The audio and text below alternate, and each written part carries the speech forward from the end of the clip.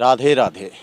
जैसा कि आप पे पता है, मथुरा में 4 कोतवाल हैं, जिनमें सबसे पहले भूतेश्वर महादेव हैं जो भूतेश्वर पर विराजमान हैं, एक पिपलेश्वर महादेव हैं और ये गोकर्ण महादेव हैं। ये तीसरे नंबर पे कोतवाल आम हैं और उत्तर दिशा में हैं।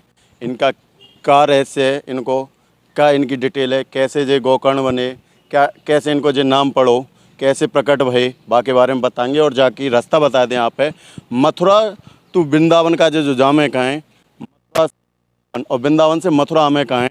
ये आगे मोक्षधाम जयसिंहपुरा से नेक पहले और मसानी से नेक आगे जगह पड़े, नालों और नाले के पास में जो जगह है और मोक्षधाम का जो रास्ता आई है। मैं कहूँगा एक बार अपने कैमरामैन ने दिखा दें कि जो मोक्षधाम है, सबका हुआ मथुरा में पता है कि मोक्षधाम कहाँ पे है। भाई के पास है गोकर्ण महादेव, ऐतिहासिक मंदिर है, पौराणिक मंदिर है, लेकिन जाके बारे में लोगों ने बहुत कम पता है और प्रशासन की अनदेखी को कारण भी बन रहा है। ये जगह हम कहेंगे कि कैमरामैन से कि आगे हमें और ये जगह दिखाएं और गोकर्ण महादेव के आज दर्शन कराएंगे और उनको जो रहस्य है बाकी बारे में पूरी कहानी बताएंगे कि जी क्या है, कब प्रकट भाई, क्यों गोकर्ण नाम क्यों रखो, नॉर्मल नाम तो और होने चाहिए, गोकर्ण क्यों भयो, वो बात रहस्य बताएंगे। अब चलते हैं मंदिर में। राधे राधे। जैसा कि हमने आप बताई गोकर्ण महादेव इनको नाम क्यों पढ़ो। और गोकर्ण विश्व में एक ऐसा मंदिर है जो पूरे विश्व में कहीं और नहीं मिलेगा, ऐसे दर्शन कहीं और नहीं मिलेंगे।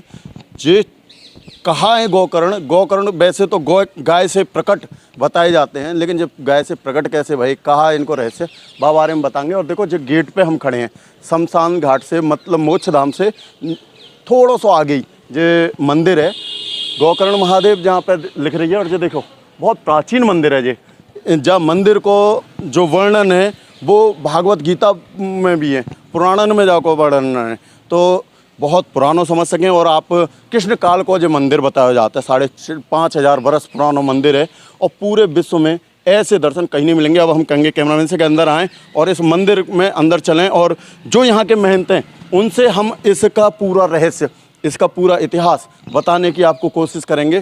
कोशिश हमारी रहती है ब्रज भाषा में बोलने की, लेकिन कहीं कहीं हम नहीं बता पाते, उसके लिए क्षमा चाहेंगे। और हमारे चैनल को लाइक करें, सब्सक्राइब करें, जिससे कि आपको हम ऐसे ही मंदिरों के रहस्य ज़्यादा से ज़्यादा बताते रहें। अब आइए अंदर चलते हैं। थोड़ा सा रास्ता है, करीब 200 मीटर की दूरी है वहाँ से और यहाँ तक की।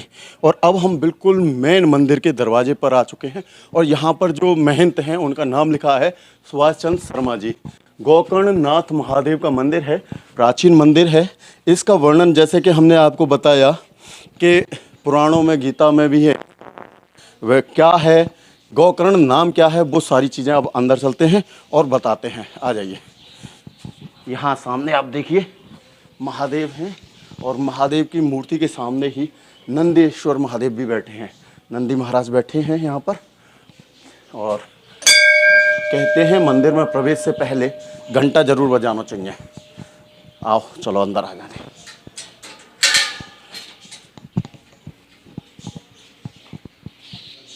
जैसा कि हमने बताया हम मंदिर में प्रवेश कर चुके हैं और मंदिर में घुसने के बाद हम आप एक चीज़ और बता दें। जैसे कि आप जानते हो कि महादेव के सामने नंदी बाबा जरूर होंगे। नंदी महाराज कौन है तुम जानते ही हो, महादेव की सवारी हैं। महादेव की सवारी नंदी बाबा हैं। नंदी बाबा के पहले दर्शन और बाकी बाद ही ज़्यादातर है तुम्हें महादेव के दर्शन मिलेंगे। जहाँ भी जाओगे आप नंदी बाबा पहले प्रथम मिलेंगे और नंदी बाबा के दर्शन के बाद आप महादेव के दर्शन मिलेंगे, क्योंकि इनकी सवारी हैं, इनसे ही आज्ञा लेनी पड़े कि महादेव के का हम दर्शन कर सकते हैं। क्योंकि अगर नंदी बाबा ने आदेश दे दियो तो जो समझ लो महाराज के दर्शन मिल जाते। जैसे कहते हैं राधा राधे जप लो तो कृष्ण के वो मिल जाते हैं। ऐसे यहाँ पे एक चीज़ और यहाँ पे एक अद्भुत है, यहाँ पे एक अद्भुत चमत्कार और है, वो ये है कि तुम देखोगे कि महादेव के मंदिर के जस्ट सामने ही जमुना जी बह रही हैं।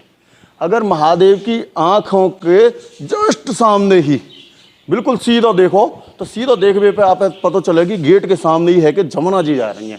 थोड़ी सी दूरी है। वैसे अगर प्राचीन समय में तो मंदिर की जो दहलीज है वो जमुना जी में ही, लेकिन समय के हिसाब से तुम जानते हो क्या सब चीज़ बदल जाते हैं, वरना जमुना जी कहाँ आ रही और अब कहाँ कर दी लोगों ने, खैर बात चीज़ें अलग मैटर है। और अब हम प्रवेश द्वार पे हम आ चुके हैं और गोकर्ण महादेव।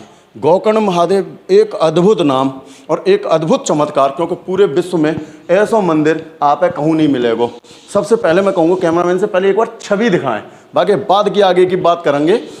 पूरे विश्व में ऐसो नज़ारो, ऐसे दर्शन कहूँ ना मिलने वाले आप है, चूँकि जो गोकर्ण महादेव पूरे देश में का पूरे विश्व में एक हैं बस।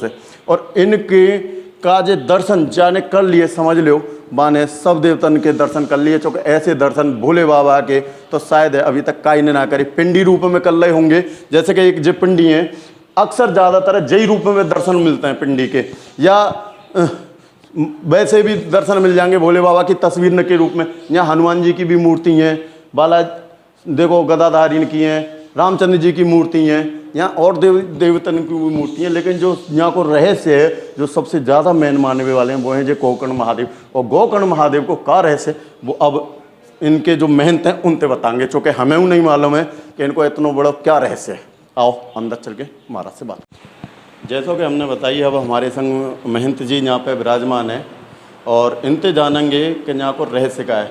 सबसे पहले तो महाराज आपको शुभ नाम जानना चाहूँ। मेरा नाम मन्नू पंडित है, मैं गोकर्णनाथ मंदिर का सेवायत हूँ। एक चीज सबसे बड़ी चीज ये बताओ महाराज कि ये गोकर्ण नाम महादेव को जैसे अलग अलग नाम होते हैं जी, कि फलाने देव और रंगेश्वर महादेव, भूतेश्वर महादेव, क्योंकि देवों के देव महादेव, भूतेश्वर भूतों के देव कहे जाते हैं। गोकर्ण नाम कैसे पड़ा जी? तो इसका ये इतिहास श्रीमद् भागवत में आता है। भागवत की प्रथम अध्याय में इनका लेख आएगा। एक आत्मदेव नाम के ब्राह्मण हुए, उनकी पत्नी का नाम था धुंधली। सब संपन्न थे, बस केवल एक ही दुख था कि उनको संतान नहीं थी। तो एक ऋषि ने उनको फल दिया था, फल को खाने से आपको पुत्र की प्राप्ति हो जाएगी। तो धुंधली उस फल को खुद ना खा के अपनी गाय को खिला देती है। उनके घर पे श्राप लगा हुआ था, उनके गाय भी थी, उसके बच्चे नहीं होते थे। घर में फल फूल के पेड़ थे, ना उनमें फूल आते थे ना फल आते थे। तो उन्होंने सोचा कि अगर मुझे कुछ फल मिलना ही है तो मैं पहले गाय को ना खिला दूं। तो उन्होंने अपनी गाय को फल खिला दिया। तो गाय के कान से पैदा होते हैं, तो इनका नाम है गोकर्ण। किससे पैदा होते हैं? गाय के कान से। गाय के कान से होते हैं जी, तब इनका नाम गोकर्ण पड़ा।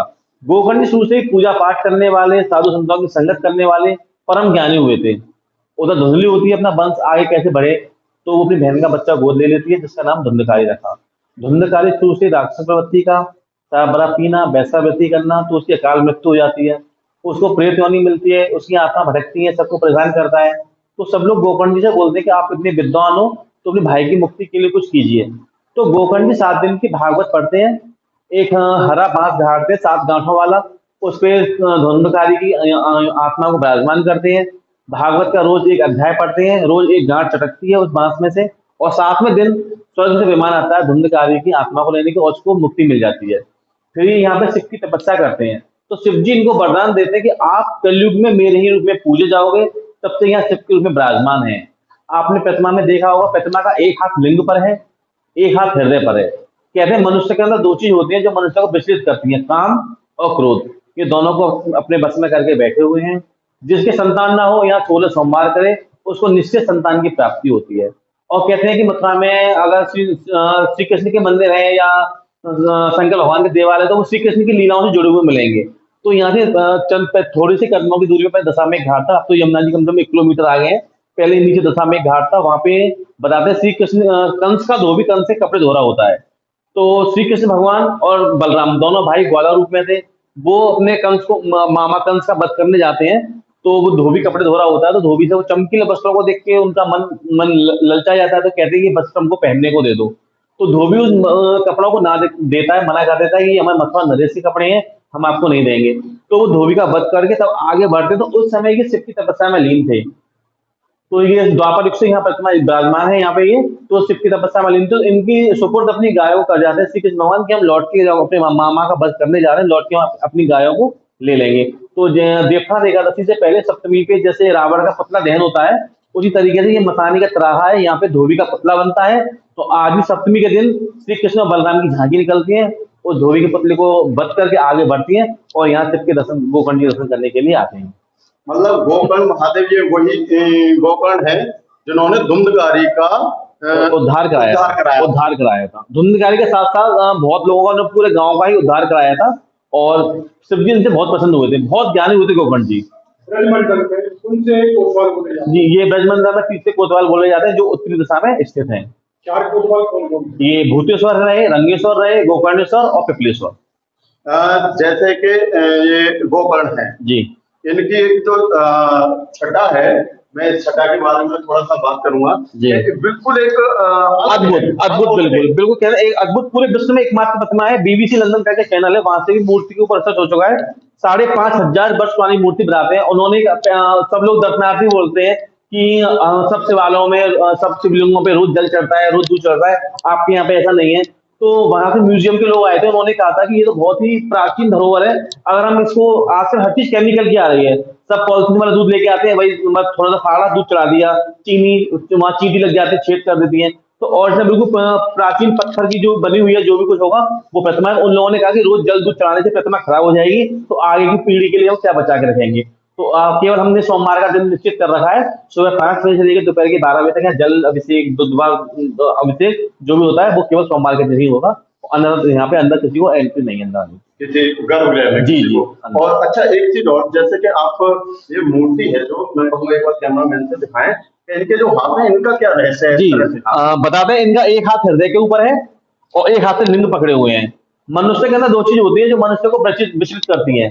अगर मनुष्य इन दोनों को अपने कंट्रोल में कर लेगा तो मनुष्य भविष्य में कुछ भी कर सकता है। अगर इन दोनों पे ही मनुष्य डगमगा जाएगा तो मनुष्य कुछ भी नहीं कर सकता है। तो कहते हैं हाथ का सच्चा लंगोट का पक्का। तो ये वो संदेश दे रहे हैं कि अपना मन और अपने काम को बस में कीजिए तो आप सब कुछ प्राप्त कर सकते हैं। अच्छा एक चीज और बताओ, इनकी सेवा भाव कब से और कैसे और कौन कौन पीढ़ी करती आ रही है? जी ये हमारे यहाँ पे इस समय 10वीं पीढ़ी है और हम लोग शुरू से पीढ़ी दर पीढ़ी यहाँ सेवा करते हुए आ रहे हैं।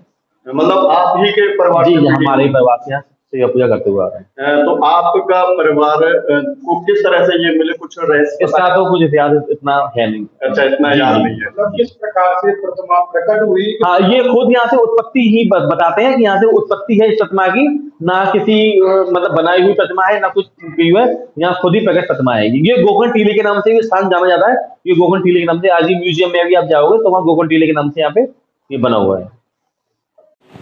जैसा कि आप महाराज जी ने बताई कि जो गोकर्ण महादेव गैया के कांते प्रकट भय, गैया के भय। और भागवत आप सुनवे जहाँ तो वर्णन है ऐसे ही है ना तुम्हारा? इनका धन आएगा सबसे पहले दिन जी इनको अध्ययन आता है। बिल्कुल। जो भागवत आप सुनतो बा में अध्ययन है। अब आप समझ सको कि कितना प्राचीन जो मंदिर है, जहाँ रहस्य है वो महाराज के जिनकी कैसे उत्पत्ति भई, कैसे जो प्रकट भई, और कृष्ण काल में भी जिन यहाँ पे हत है। चूँकि हमने बताया यहाँ पे सामने यमुना जी हैं, और ऐसा कार आप पूरे विश्व में कहीं नहीं मिलेगा जो यहाँ पे है। भोले बाबा के दर्शन आप विश्व में कहूँ मिलवे बारे ना है।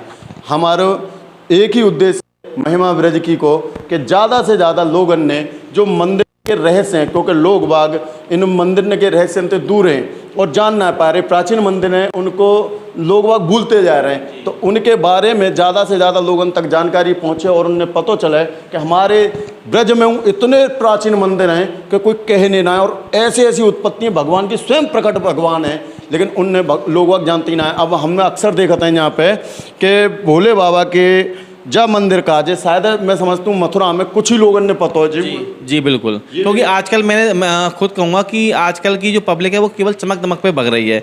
इतने नए नए मंदिर स्थापित हो गए हैं, अपने पुराने मंदिरों का ही जीर्णोद्धार कराएं, पुराने देखें वहाँ की कितना अपने आप एक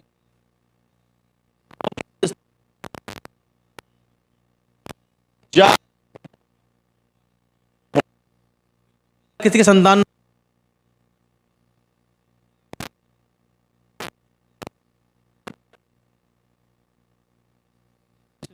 और फल देने वाले देवता है। जे फल देवे वाले देवता हैं, इनके पास 16 सोमवार को आप व्रत करो और इनके दर्शन करो। जो पूजा पाठ नियम कर्म यहाँ पे बताया जावे भाई करो, तो बच्चों की मतलब जो नए संतान आदमी है, दंपत्ति हैं, उन्हें संतान की भी प्राप्ति होगी। जितने भी व्यूअर हमारे, जितने भी दर्शक हमारे जैसे देखें खबर है, उन सबन का आज सूचना है जे कि भैया निसंतान यहाँ एक बार जरूर आवें और इनसे मिलें और यहाँ पे दर्शन करके जावें और जो नियम बतावें वह करें तो संतान की भी प्राप्ति होगी। महिमा ब्रज की आप ऐसे ही रहस्य बताते रहेगो और आगे आप दिखाते रहेंगे। जय के संग हम अपनी कवरेज है यहीं पे आज विराम देंगे और अगली खबर में हम आप अगले कई मंदिर को रहस्य बताएंगे। चैनल है सब्सक्राइब करें, लाइक करें और ज़्यादा से ज़्यादा शेयर करें, जहाँ से हर मंदिर को रहस्य आप तक पहुँचे और जानकारी मिले, जहाँ से ज़्यादा लोग अपने प्राचीन चीज़न ते अपने सनातन ते जुड़ते रहें। जय के संग।